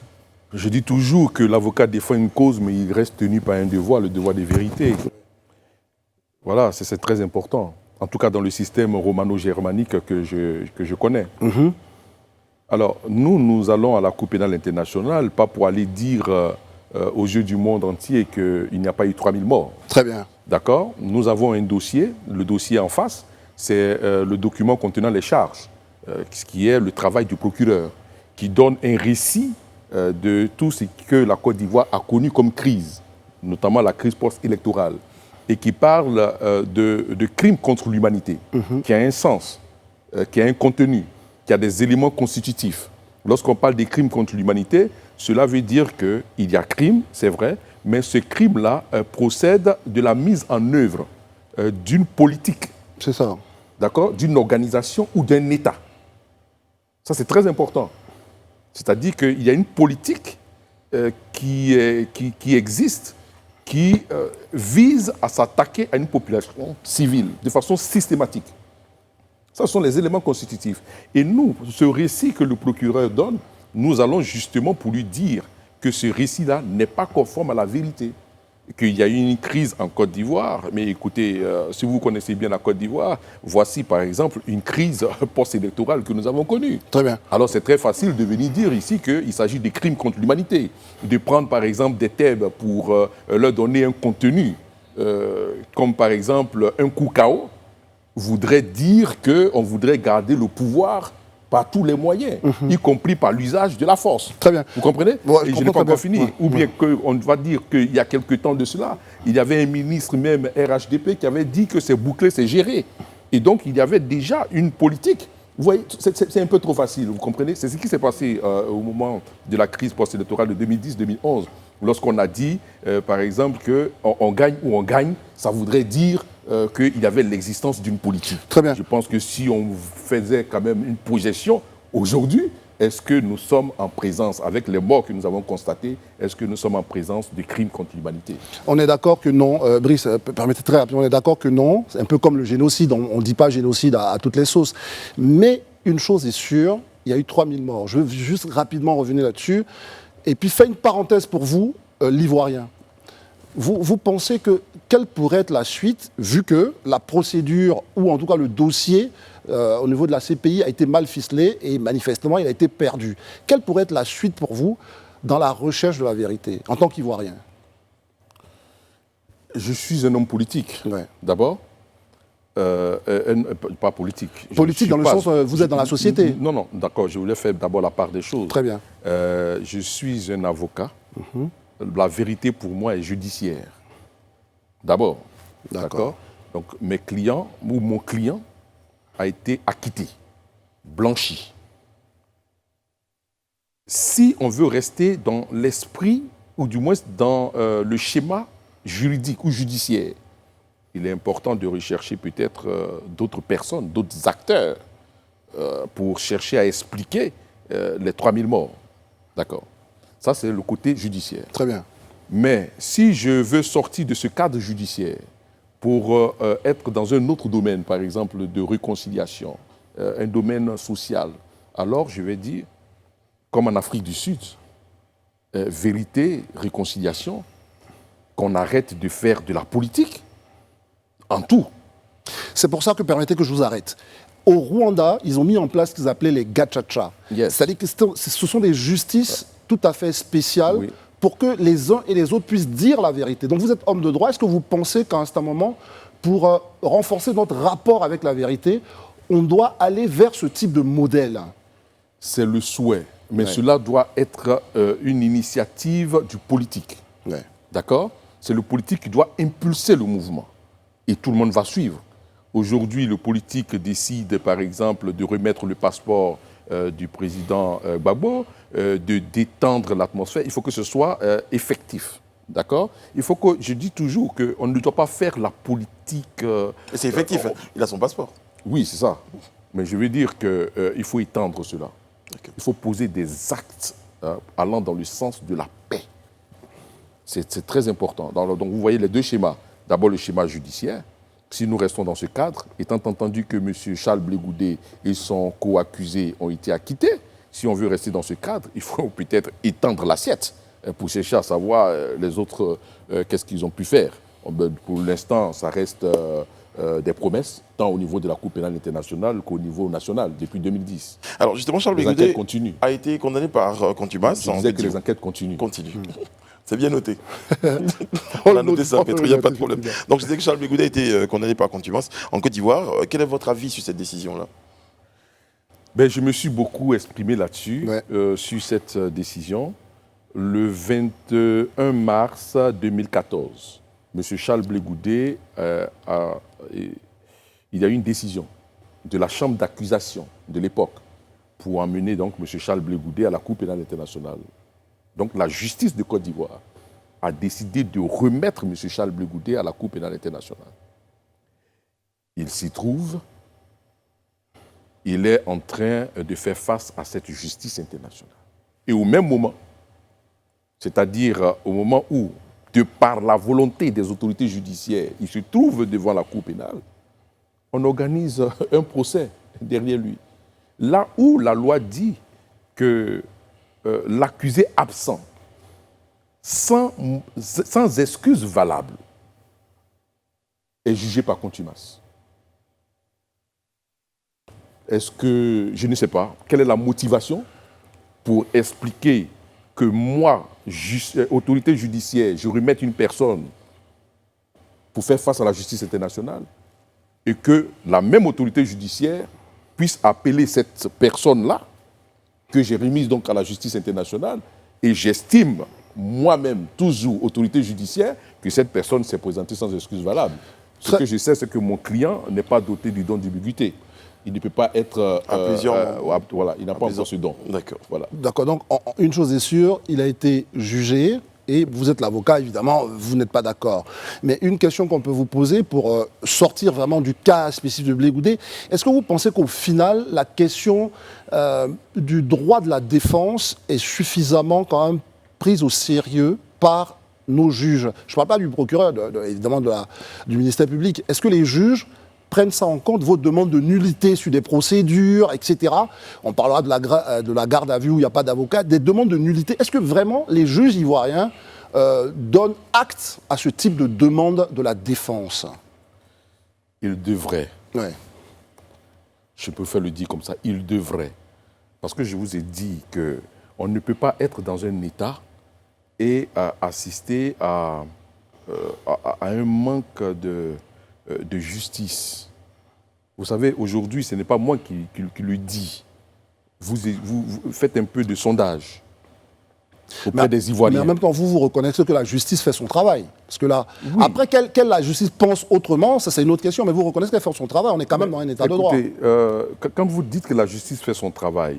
Enfin, je vous l'ai entendu dire sur l'autre plateau. Oui, bien sûr, mais faire son travail, est-ce que ça doit se résumer à la production de décisions? C'est la question.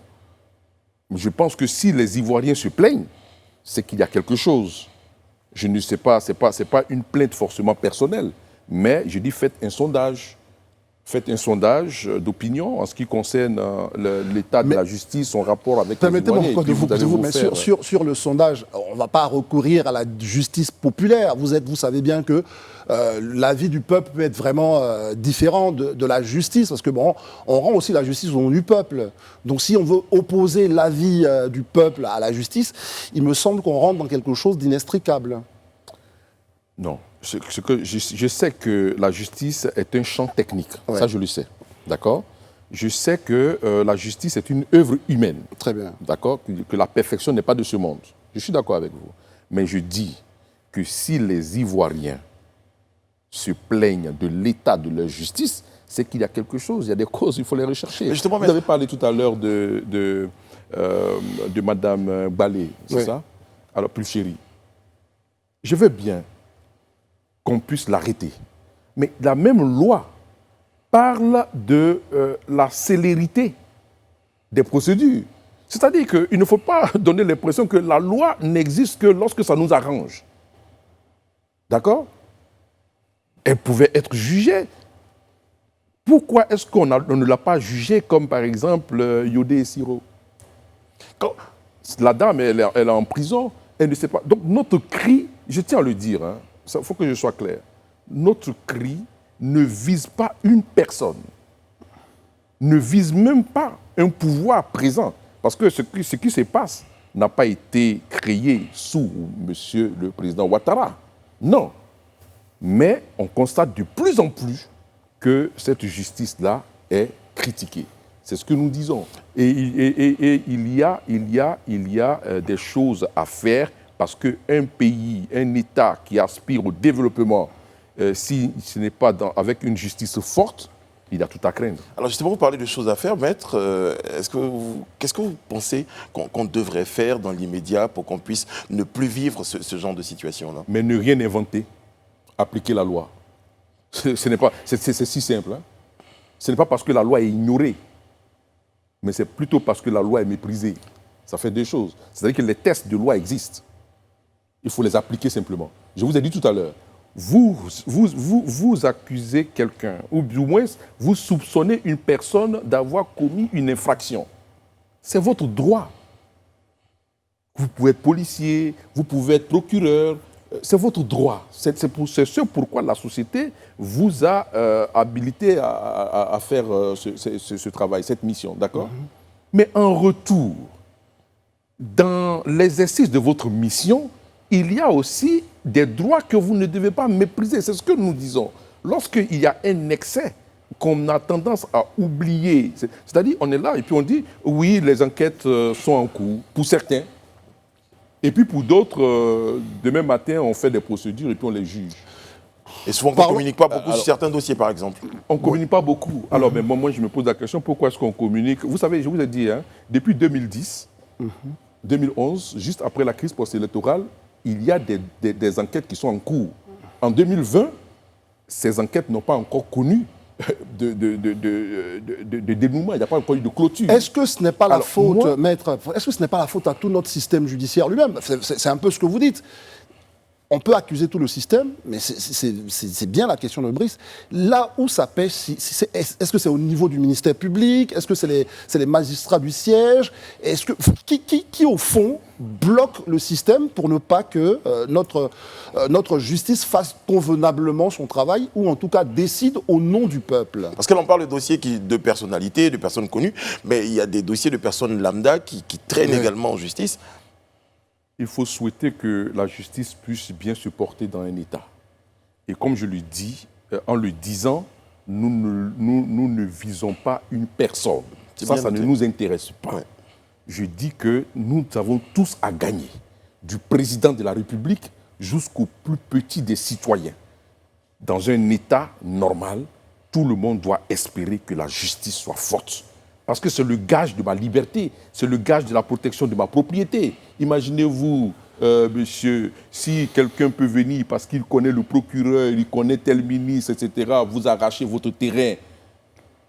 C'est l'insécurité, d'accord? Donc, dans un État, il faut espérer cela, hein, que la justice soit forte. Maintenant, pour vous répondre à votre question, je ne sais pas. Mais assurément, les fautifs, ce ne sont pas les avocats, parce que nous ne conduisons pas la procédure.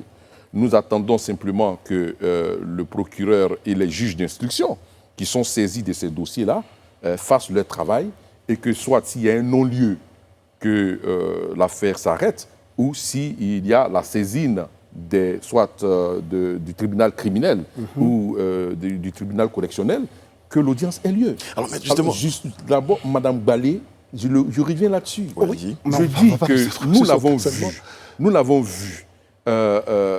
Donner un discours, n'est-ce pas, pour appeler, dit-on, les Ivoiriens à s'opposer à un mandat. D'accord? Oui. Alors, si on estime qu'elle tombe sous le coup de la loi, je dis c'est normal. Je ne vais pas dire pourquoi est-ce qu'elle est en prison. Ce n'est pas ça le problème.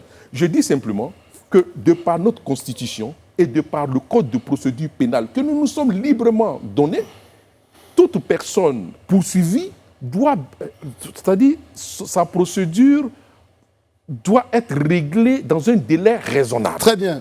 Ça, c'est très important. Maître, permettez que je vous arrête là-dessus. Elle n'est pas jugée. Pour qu'on puisse permettre à nos téléspectateurs de comprendre. Le procureur qui était ici dans le même fauteuil que vous nous a bien expliqué que nous sommes dans un cas quand même criminel, puisque l'appel a découlé sur mort d'homme, etc., à comparer au cas de Yodo et Siro, où il n'y a pas eu de mort d'homme, donc la célérité, il a expliqué par là. Vous allez nous donner votre avis là-dessus. Qu'est-ce que vous pensez, justement, qui a été violé dans des cas comme ça, des cas de Balé ou d'autres cas, notamment dans la durée ou la célérité de la procédure? Est-ce que vous pensez que la question criminelle peut faire durer la procédure, comme l'a dit le procureur? Le procureur, c'est vraiment le procureur. Oui. D'accord? Il fait son travail. Moi, avocat, je constate. Est-ce que vous constatez qu'il y a violation, en l'occurrence? Je constate, oui, qu'il y a violation des droits dans la mesure où il y a des personnes, je ne vais pas les citer ici, mais ça existe. J'ai des dossiers de personnes qui sont en prison depuis 2011 et qui, jusqu'à présent, attendent d'être jugés. L'affaire est en cours d'instruction. Voilà, donc c'est ce que je dis. Je dis simplement que le procureur fait son travail, il a raison de dire qu'il n'est pas encore prêt, que le juge d'instruction n'est pas encore prêt. C'est son rôle, c'est lui qui doit le faire, c'est le juge d'instruction aussi qui instruit. Mais moi, je suis avocat, défenseur des droits et libertés. Et je constate que les libertés de ces personnes-là sont violées. Et j'ai le droit de le dire. Oui, maître, justement, vous le dites. Et moi, j'ai envie de vous poser une question beaucoup plus gentille, celle d'André, certainement. Vous avez l'impression de ne pas être entendu du tout? Mais, monsieur, écoutez, moi, je vais vous poser une question. Enfin, c'est vrai que non, c'est moi qui dois... Est-ce que vous pouvez comprendre quelque chose dans la remise de M. Charles Blé Goudé à la Cour pénale internationale et dans le jugement par cette même autorité judiciaire qui l'a amené à la Cour pénale internationale, qui estime qu'il s'est présenté sans excuse valable? Est-ce que vous pouvez comprendre quelque chose à ça? Bon, la question, non, je n'ai pas encore fini. Ouais. Lorsque vous avez affaire à une fiche, écoutez, nous on demande simplement... C'est ça que je m'en prie. Non, je vous dites-le. Oui, votre réponse là-dessus, parce que la question est vraiment précise. Je vais vous dire. Bon, je suis précis, je préfère vous donner des exemples. Allez-y. Monsieur Charles Blé Goudé, lorsqu'il devait être jugé, vous savez à quelle heure est-ce qu'on m'a envoyé l'avis d'audience? Dites-nous, maître. Le même jour. Mais que dit la loi? Le même jour, délai raisonnable pour préparer la défense. Est-ce que le procureur ne peut pas juger que c'est raisonnable de vous informer à 2 ou 3 heures? Enfin, je n'en sais rien, je vous pose la question. Monsieur, est-ce qu'on est sérieux là? 2 heures pour préparer une audience criminelle. 2 heures pour préparer une audience criminelle. On me notifie, mais il y a plus grave, vous parlez de 2 heures. Peut-être que là encore je l'aurais toléré. On m'a tendu la feuille à 13h05, l'audience a commencé à 13h58. Maître, Non, on est sérieux là. Oui, alors, moi, posions des questions. Non, mais je vais dire, ce sont des cas concrets. Oui, on est d'accord. Vous avez le droit de juger. Vous avez le droit d'instrumenter. Vous avez le droit. Ça, je ne le conteste pas. Mais je dis en retour, moi, en tant qu'avocat, défenseur des libertés, j'ai le droit de constater la violation des droits.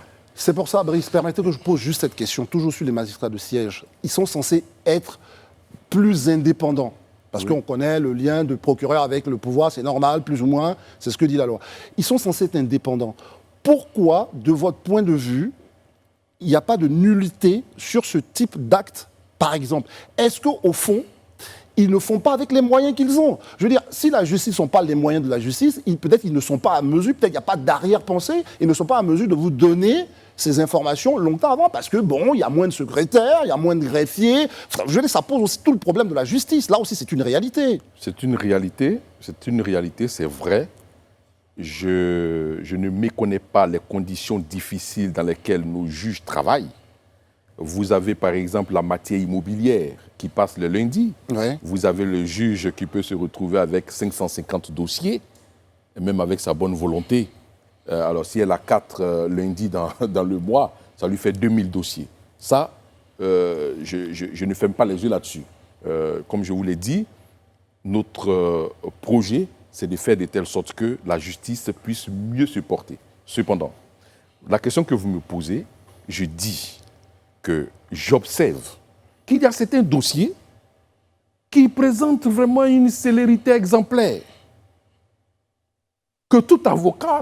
Donc, je veux que cette célérité-là s'applique, par exemple, à Mme Mbalé.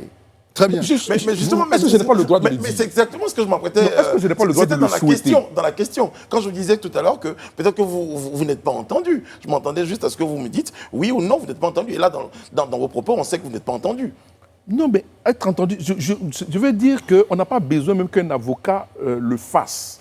Mais si, ça doit maître, je veux vous couper là-dessus encore, permettez-moi, on va toujours m'en faire le reproche. Dans d'autres systèmes judiciaires, on a vu des avocats, à la limite même de façon corporatiste, de faire des grèves parce qu'ils trouvent que c'est devenu systématique ou systémique le fait de s'opposer justement à la célérité soit de la procédure. Apparemment, pour vous, on est dans le meilleur des mondes. On ne vous voit pas collectivement vous plaindre. Il n'y a que vous, qui êtes quand même un avocat médiatisé, qui vous plaignez. Donc, quelque part, le système continue de fonctionner. En tout cas, moi, je fais mon travail. Oui. Non, mais sur ça, je ne vous dis pas de critiquer le barreau ou vos collègues, mais sur ça, est-ce que vous pouvez nous donner votre avis? Est-ce que, de façon collective, vos collègues et vous, vous engagez dans des contestations collectives? Je suis une Driclaver. Oui. Je préfère, pour l'instant, en ce qui me concerne, lorsque j'ai un dossier, utiliser les voies et moyens que je trouve idoines pour pouvoir me faire entendre. Alors, il y a d'autres organisations pour pouvoir mobiliser les avocats et pour mieux se faire entendre. D'accord, c'est bien noté. Et j'ai la réponse que je recherchais, maître. Alors, justement, à propos de ce que vous entreprenez, par exemple, sur les réseaux sociaux, vous permettez aux Ivoiriens de mieux connaître le droit. Parce que déjà, vous estimez qu'il y a un déficit au niveau de la connaissance du droit par les Ivoiriens, ce qui justifie certainement la mise en place de votre programme. Oui, j'ai effectivement, sur ma page Facebook, initié cette formation en ce qui concerne le droit dit quoi, où j'ouvre par exemple la page, des personnes m'écrivent pour me poser des cas pratiques et il y a une équipe qui sélectionne les cas et nous essayons d'expliquer. Parce que pour nous, nous pensons que c'est très important. C'est vrai qu'on dit nul n'est censé ignorer la loi, mais c'est un postulat parce que ça allait être aussi trop facile qu'on puisse permettre à des gens de dire non, c'est vrai, j'ai posé cet acte, mais je l'ignorais. Si on le met au titre, au nombre des moyens de défense, vous n'allez attraper personne, d'accord? Donc c'est un postulat. Mais nous savons dans la réalité que tout le monde, quand même, il y a une difficulté de la maîtrise du droit. Alors nous allons travailler sur le long temps, nous l'espérons, pour tenter de, pas vulgariser, mais de faire la promotion, d'accord, du droit, pour que le citoyen ordinaire, le citoyen lambda, qui n'est jamais parti dans une faculté de droit, puisse savoir, par exemple, qu'en matière immobilière, voici des précautions à prendre. En matière, par exemple, de baux à usage d'habitation, voici les précautions qu'il faut prendre. En matière de baux aussi à usage professionnel. Donc c'est ça notre engagement. Et même lorsque vous êtes arrêté, par exemple, par la police, quels sont vos droits? Alors justement, ce sont des choses comme ça que nous allons développer. Aujourd'hui, on parle d'arrestation. Nous également, de façon très commune, on voit même à la télé aujourd'hui que lorsque vous faites preuve, vous êtes arrêté, vous demandez souvent des mandats. Les policiers ne rentrent pas chez vous sans que vous demandiez un mandat. On peut demander ça aujourd'hui en Côte d'Ivoire? C'est quoi la législation précisément sur les arrestations en Côte d'Ivoire? Les arrestations. Là où nos droits sont bafoués ou pas, dites-nous. Moi, je suis en Non, mais ça dépend parce que si vous êtes arrêté, par exemple, en flagrant délit, la procédure de flagrant délit, d'accord? Le flagrant délit, c'est quoi? C'est l'infraction qui est en train de se commettre. D'accord. D'accord? Ou l'infraction qui vient de se commettre. Ou l'infraction qui a été commise et on voit que la personne soupçonnée est poursuivie par la clameur publique.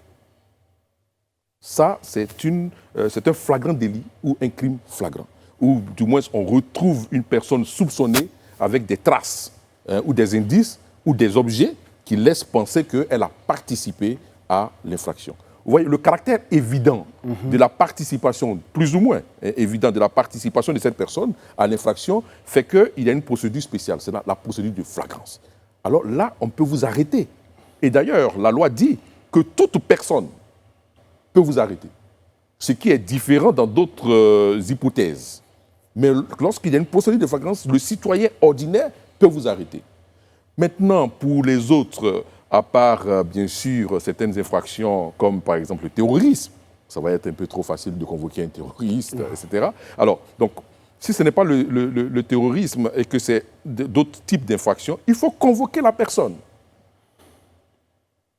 Si la personne ne vient pas, il y a des façons de procéder. On peut aller même jusqu'à 3 convocations. Après, il faut prendre ce qu'on appelle un mandat d'amener. La loi est claire, la loi est bien, je vais dire, tracée. Il suffit, comme je vous l'ai dit tout à l'heure, ce n'est pas... Il suffit de l'appliquer. Il suffit de l'appliquer. Mais une chose sur l'application de la loi, peut-être pour terminer notre émission, c'est sur la présence de l'avocat. C'est très important quand même pour nos concitoyens. On sait que le code de procédure pénale, en matière donc de garde à vue, il faut l'avocat très rapidement, tout ça. Et plus loin, c'est que beaucoup de procès, malheureusement, ont lieu sans présence d'avocats dans nos tribunaux. Est-ce que ça correspond à une vraie lecture de la situation aujourd'hui? Est-ce que beaucoup de procès ont lieu sans la présence d'avocats, même quand, on va dire, l'accusé n'a pas renoncé à ce droit-là? Vous savez, je vais vous dire quelque chose, c'est déplorable. Hein, c'est un cas qui existe, enfin... Pas un cas. Les procès se font sans avocat, mais ça, ce n'est pas la faute des juges. On est d'accord. Ce ne sont pas les juges qui doivent aller chercher. Oui. D'accord. Alors, il y a, vous me parlez de la présence de l'avocat quand même en tant qu'acteur principal de la justice. Je vais vous citer un cas. Oui. J'étais en flagrant délit, ce qui n'est pas normal, hein, je l'avoue, mais bon, il y a quelques années de cela, donc mon bâtonnier va m'excuser. Alors, j'étais en audience, et puis une personne était là, poursuivie, pour une infraction. Et on instruit à la barre. Je suis venu pour un autre dossier. Et après l'instruction à la barre, je constate que cette personne il y a vraiment des doutes de sa participation. Et le procureur s'élève, requiert 20 ans de prison. Brice m'a aussi regardé. Hein. 20 ans de prison. Alors, je suis assis et je trouve que, enfin, ce n'était pas normal, je le dis, hein, mon bâtonnier m'excuserait, hein, ouais. Mais je me suis levé et je me suis constitué pour le prévenu. Là, à l'instant T. À l'instant. Ouais. Et je l'ai défendu. Et cette personne a été relaxée. Vous excusez, maître, parce que dans la procédure, vous devriez avoir plus de temps. Oui, bon, là, j'ai assisté. C'était en flagrant délit. Ouais. C'était en flagrant délit. Donc, des procédures où le procureur estime qu'il a les éléments pour pouvoir conduire la personne devant le tribunal. D'accord? Donc, les débats avaient lieu. Et moi, j'ai écouté et je me suis saisi des réponses et du réquisitoire du procureur. Maître, pour dire qu'il y avait des doutes. Maître, pardonnez-moi de vous arrêter. Donc, juste pour vous dire, ce seul cas, pour vous montrer l'importance de l'avocat dans le système judiciaire. Pour rebondir là-dessus, est-ce qu'aujourd'hui les Ivoiriens savent qu'ils ont le droit de demander un avocat? Parce que cet homme dont vous parliez, par exemple, certainement ne savait pas qu'il pouvait faire appel à un avocat. Et est-ce qu'il y a des avocats qui acceptent de travailler pro bono? Enfin, justement, pour aller dans la question de Brice, travailler pro bono, et en plus, la question des avocats commis d'office, parlant de notre système. Est-ce que tout ça, ça existe et c'est mis en place, c'est respecté ou pas? Qu'en est-il réellement, maître? Je vous ai donné une phrase qui doit rester une phrase un peu en griffe sacrée. Appliquons la loi. On n'a pas à les inventer, ça existe. Ça existe. D'accord? Il faut l'appliquer. Hein, vraiment, il faut l'organiser. Simplement. La commission d'office existe dans notre système. Donc, il faut simplement l'appliquer. L'organiser. Pour que les avocats, en principe, au ministère de la Justice, lorsqu'on vote un budget, il faut prévoir vraiment une bonne part pour les avocats. C'est tout ça, lorsqu'on parle de la démocratie, lorsqu'on parle de l'état de droit. L'état de droit ne doit pas être un slogan. L'état de droit, ce sont des actes concrets, ce sont des comportements. D'accord? Donc, pour vous dire, effectivement, la commission d'office existe. Il faut souhaiter que il y ait des avocats présents pendant les procès, c'est très important. Très important. Et puis, mais je finissais parce que vous avez dit tout à l'heure, est-ce que cette personne ignorait son droit d'avoir un avocat? En principe, cette personne ne devait pas l'ignorer.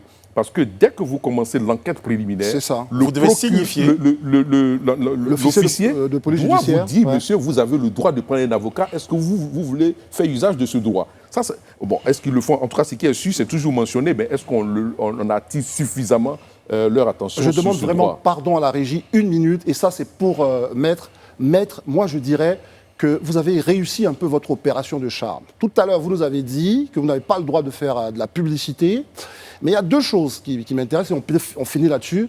Vous utilisez votre page Internet, évidemment, pour faire ce que vous faites, c'est bien, mais en même temps, vous êtes aussi un avocat assez médiatique. Au fond, vous contournez la loi, qui est de ne pas faire la publicité. Est-ce que je peux dire les choses comme ça? Peut-être vu sous un autre angle. Oui. Mais pour ceux qui connaissent mon amour pour le droit, d'abord, ce sera peut-être un peu suffisant. Mais lorsque vous quittez à la Cour pénale internationale, qui est dans un procès hyper médiatisé, et que vous vous rendez dans certains pays limitrophes, où vous n'espérez même pas que quelqu'un vous reconnaisse, et qu'on vous connaît, j'ai envie de dire, si c'était sur la publicité, je me serais gardé de cela.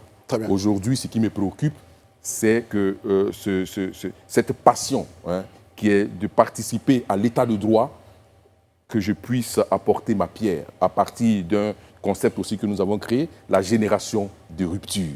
La génération de rupture. Parce que nous ambitionnons de faire de la Côte d'Ivoire un pays de droit. Un pays de droit. À notre modeste niveau.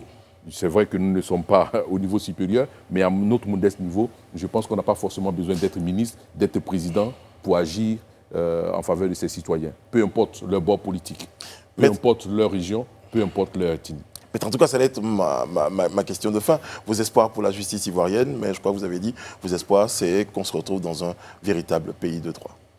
C'est vraiment, si nous atteignons ce point, je pense qu'on aurait tout gagné. C'est mon espérance. Pour que vous, demain, partout où vous allez être, qu'on ne regarde pas votre ethnie, qu'on ne regarde pas votre parti politique, mais que si vous avez commis un acte qui tombe sous le coup de la loi, que vous puissiez être traité comme tel, aussi dans le strict respect de vos droits. Maître André Claver, merci d'avoir été avec nous et on profite de l'occasion pour dire merci à tous ceux qui nous ont suivis sur nos pages des réseaux sociaux. Merci André Bois. Merci. Maître, c'est votre télévision et les sans filtre. Vous avez l'invitation qui est complètement la vôtre. Vous venez quand vous voulez. Vous avez envie de partager des idées, des opinions. Cette télé-là est la vôtre. Merci d'avoir été avec nous. Merci beaucoup. Merci beaucoup. Et puis je voudrais vraiment vous féliciter encore. Je suis venu, j'ai vu cela. Vous n'avez vraiment rien à envier aux télévisions européennes. Merci, Maître. C'est ici qu'on va s'arrêter pour notre After Talk. Et puis, pour notre rendez-vous de ce soir, on vous donne rendez-vous demain sur le plateau du Talk. André Bois, certainement, sera avec nous jeudi pour un moment de décryptage. D'ici là, prenez grand soin de vous. Que Dieu veille sur vous. Que Dieu veille sur la Côte d'Ivoire. À demain.